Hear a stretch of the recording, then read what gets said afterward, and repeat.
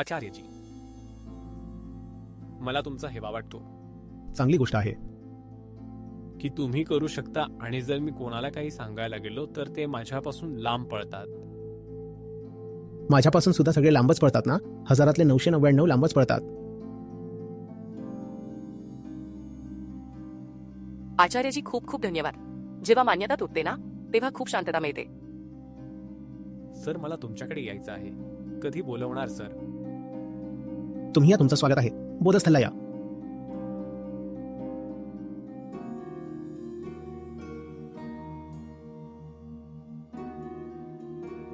आचार्यजी, काय करावं जेणेकरून ते लांब पळणार नाहीत?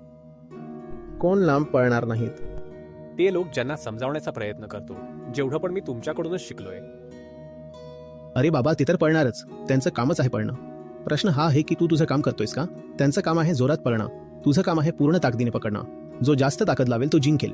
तर ही सगळी स्टॅमिनाची गोष्ट आहे, ताकदीची गोष्ट आहे, समर्पणाची आणि जीव तोडून काम करण्याची गोष्ट आहे. जोर लावा ना. माझ्याकडे दुसरं कोणतंही जादूचं औषध नाही. मी जोर लावतोय, बस हेच आहे. तू सुद्धा जीव तोडून काम कर. सर, तुम्ही शिवाजी महाराज आहात आणि आम्ही सगळे तुमचे मावळे आहोत. तुम्ही महाराष्ट्रात आला आहात ना?